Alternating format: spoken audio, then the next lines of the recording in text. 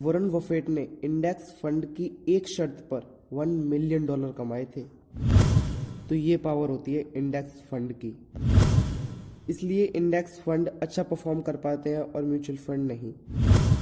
कैसे 2% की रिटर्न आपको 15,67,574 रुपये दिला सकते हैं। तो हेलो डियर्स, आप लोगों ने एक लाइन तो सुनी होगी कि म्यूचुअल फंड सही है। नाउ आपने ये line TV ads, YouTube ads या फिर और किसी प्लेटफॉर्म पर सुनी होगी, लेकिन जॉन सी बोगल इस लाइन को गलत बताते हैं। वो कहते हैं कि म्यूचुअल फंड सही नहीं है, म्यूचुअल फंड से अच्छा रिटर्न तो इंडेक्स फंड दे देते हैं। सवाल ये आता है कि ये जॉन सी बोगल है कौन और ये ऐसा कह क्यों रहे हैं और हम इनकी बात पर विश्वास क्यों करें। तो John C Bogle the Vanguard group company के मालिक हैं। अगर आपको वैनगार्ड ग्रुप कंपनी के बारे में नहीं मालूम है तो ये एक इन्वेस्टमेंट कंपनी है जो कि $5.3 ट्रिलियन का एसेट मैनेज करती है। जी हाँ, आपने सही सुना, मिलियन नहीं, बिलियन नहीं, ट्रिलियन। $5.3 ट्रिलियन का एसेट मैनेज करती है। अब वॉरेन बफेट को जॉन सी बोगल की इस बात पर इतना भरोसा है कि उन्होंने प्रोटोजी पार्टनर नाम की कंपनी से $1 मिलियन की शर्त लगा ली थी कि 10 साल के अंदर इंडेक्स फंड म्यूचुअल फंड को बीट कर देंगे। यानी म्यूचुअल फंड जो है वो इंडेक्स फंड से अच्छा रिटर्न नहीं दे सकते। और अभी तक आपको ये नहीं पता है कि ये म्यूचुअल फंड और इंडेक्स फंड क्या भला है। तो आज इस वीडियो में हम इसी बारे में बात करने वाले हैं कि म्यूचुअल फंड और इंडेक्स फंड क्या है और ये कैसे परफॉर्म करते हैं। इन सारी नॉलेज को हम अच्छे से समझने के लिए एक बुक का सहारा लेंगे जो कि है the little book of common sense investing. और इस बुक के ऑथर वही हैं जिनकी हम पहले बात कर चुके हैं, जो कि हैं जॉन सी बोगल, इस बुक के ऑथर हैं। तो अब तक आप ये तो समझ ही गए होंगे कि आपको इस वीडियो में किस तरह की नॉलेज मिलने वाली है और किन किन लोगों की नॉलेज मिलने वाली है। तो हम स्टार्टिंग से स्टार्ट करते हैं। तो बात कुछ ऐसी है कि मानो एक कंपनी है जिसको ग्रो करने के लिए पैसा चाहिए। अब कंपनी के पास पैसा रेज करने के लिए, यानी कंपनी के पास पैसा लेने के लिए एक तरीका यह भी होता है कि वह कंपनी अपना कुछ हिस्सा शेयर में कन्वर्ट कर दे और उसके बदले में पैसा रेज कर ले। अब मान लीजिए एक कंपनी है जिसने अपना 10% हिस्सा शेयर में कन्वर्ट कर दिया। अब उस 10% हिस्से को उन्होंने 1 लाख शेयर में बदल दिया है। तो इसका मतलब ये है कि अगर कोई व्यक्ति उन 1 लाख शेयर को खरीद लेगा तो वह उस कंपनी का 10% मालिक बन जाएगा, यानी 10% ओनर उस कंपनी का वह बन जाएगा लीगली। तो जाहिर सी बात है कि कोई अकेला बंदा तो उन 1 लाख शेयर को खरीदेगा नहीं, क्योंकि ऑब्वियसली वो बहुत ज़्यादा महंगे होंगे। तो बहुत सारे लोग मिलकर उन 1 लाख शेयर को खरीदेंगे। वो इसलिए क्योंकि हो सकता है कि वो कंपनी फ्यूचर में अच्छा ग्रो करे और जिससे उनके शेयर का प्राइस बढ़ जाएगा तो उनकी इनकम में भी वृद्धि हो जाएगी। अब बहुत सारे लोग ऐसे होते हैं जो ऐसी कंपनियां ढूंढ ही नहीं पाते जो फ्यूचर में ग्रो कर सके, जो कंपनियां उनकी इनकम में ग्रोथ ला सके। तो सिंपली वो किसी ऐसी चीज की तलाश करते हैं जो कि उनके पैसे को इन्वेस्ट कर सके, उनकी इनकम में और ज्यादा वृद्धि ला सके। तो यूजुअली कहा जाए तो वो एक फंड मैनेजर को ढूंढते हैं और फंड मैनेजर उन्हें ऐसी कंपनियां या उनके पैसे को ऐसी कंपनियों में इन्वेस्ट करता है जो कि फ्यूचर में ग्रो कर सके और उनकी इनकम में ग्रोथ आ सके। अब हम में से बहुत सारे लोग ये भी सोचते हैं कि अगर हमारे पैसे डूब गए तो ये कंपनी फ्रॉड निकली तो इसी रिस्क को कम करने के लिए फंड मैनेजर क्या करता है, आपके पैसे को एक कंपनी में इन्वेस्ट न करके बहुत सारी कंपनीज में इन्वेस्ट कर देता है। यानी आपको सिर्फ पैसे देने होते हैं और बाकी सारा काम जो होता है वो फंड मैनेजर का होता है। अब मान लीजिए आप में से ही किसी व्यूवर ने 1 लाख रुपए दिए, मैंने 2 लाख रुपए दिए, आपके किसी फ्रेंड ने 1.5 लाख रुपए दिए। ऐसे करते करते सभी लोगों ने अपने अपने हिसाब से थोड़े थोड़े पैसे दिए फंड मैनेजर को इन्वेस्ट करने के लिए। अब जो फंड मैनेजर होगा वो इन सभी पैसों को अलग अलग कंपनीज में इन्वेस्ट कर देगा, ग्रोथ, फिर उन कंपनी से जो भी फायदा या नुकसान होगा वो हम सब में मिल बांट दिया जाएगा आसानी से। सिंपली कहा जाए तो इसे ही कहते हैं म्यूचुअल फंड।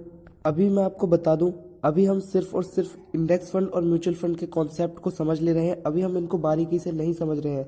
आने वाली वीडियोस में हम इनको बारीकी से समझेंगे। उसके लिए आपको चैनल को सब्सक्राइब करना होगा और बेल का बटन दबाना होगा ऑल पर। अभी हमने म्यूचुअल फंड को समझ लिया है तो अब हम बात करेंगे इंडेक्स फंड की। तो इंडेक्स फंड भी कुछ हद तक म्यूचुअल फंड की तरह ही होते हैं। इंडेक्स फंड के अंदर सिर्फ इतना अंतर होता है कि इसमें जो पैसा लगाया जाता है वो फंड मैनेजर की मर्जी की कंपनियों में नहीं लगाया जाता है। उसमें जो पैसा लगाया जाता है वो कुछ रूल्स के बेसिस पर लगाया जाता है, जो रूल्स पहले से ही सेट होते हैं। यानी कुल मिलाकर पैसे को कुछ रूल्स के अकॉर्डिंग इन्वेस्ट किया जाता है। अगर हम बात करें अपने इंडिया की तो इंडिया में एक इंडेक्स फंड है निफ्टी 50। तो निफ्टी 50 इंडेक्स फंड में जो पैसा लगाया जाता है वो पैसा भारत की टॉप 50 कंपनियों के अंदर लगाया जाता है।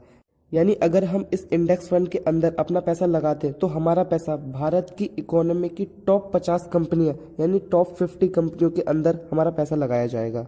और ये जो पैसा लगाया जाता है वो अलग अलग मार्केट कैपिटलाइजेशन के हिसाब से लगाया जाता है। तो ये होता है इंडेक्स फंड। अब ये जो इंडेक्स फंड है वो अलग अलग कंट्रीज के हिसाब से अलग अलग होता है, जैसे कि इंडिया का हो गया निफ्टी 50 और अमेरिका का हो गया S&P 500। ये अलग अलग कंट्रीज के अलग अलग इंडेक्स फंड भी होते हैं। अब मैंने शुरू में आपको बताया था कि वॉरेन बफेट ने प्रोटोजिप पार्टनर नाम की कंपनी से शर्त लगाई थी। इस शर्त का रिजल्ट ये रहा कि वॉरेन बफेट आसानी से इस शर्त को जीत गए। हाँ, म्यूचुअल फंड इंडेक्स फंड को बीट नहीं कर पाए और वॉरेन बफेट इस शर्त को जीत गए। अगर हम लॉजिकली 35 साल का रिकॉर्ड देखें तो केवल 1% म्यूचुअल फंड ही ऐसे हैं जो इंडेक्स फंड को बीट कर पाते हैं, बाकी 99% म्यूचुअल फंड फेल हो जाते हैं 35 साल के रिकॉर्ड में। फिलहाल मैं आपको बताऊं कि जॉन सी बोगल ऐसा क्यों कहते हैं कि म्यूचुअल फंड सही नहीं है और इंडेक्स फंड सही है।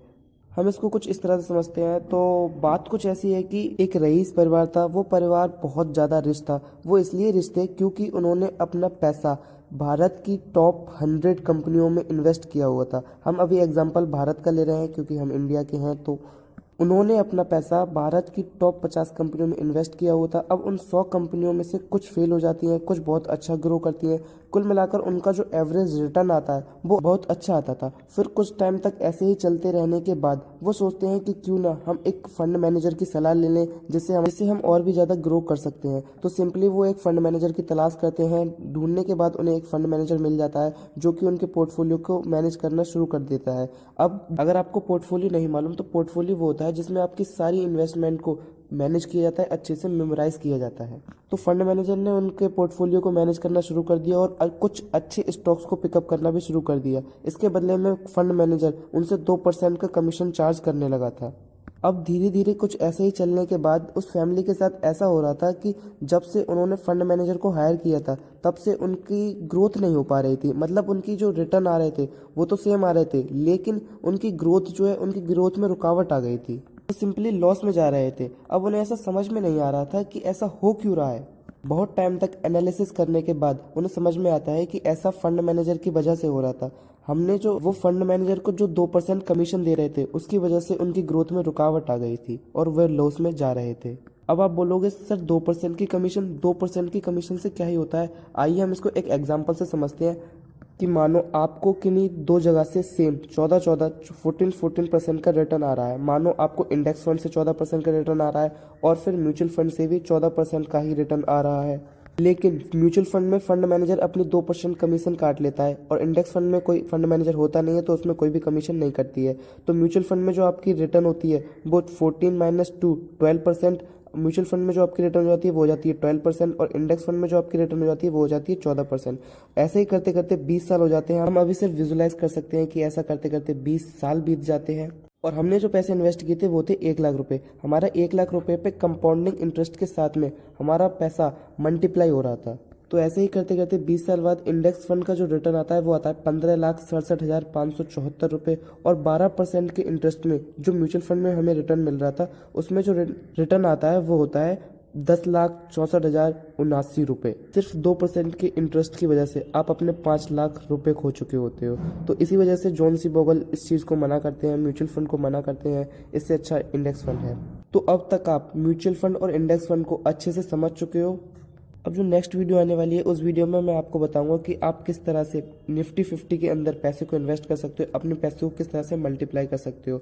और आप ऑलरेडी इस चैनल के थ्रू बहुत कुछ मिस कर चुके हैं। बिजनेस से रिलेटेड, इन्वेस्टिंग से रिलेटेड, मार्केटिंग से रिलेटेड, फाइनेंस से रिलेटेड, सेल्फ डेवलपमेंट से रिलेटेड आप बहुत कुछ मिस कर चुके हैं। आगे मिस नहीं करना चाहते so follow and subscribe now. जल्दी मिलेंगे नेक्स्ट वीडियो में। Thank you.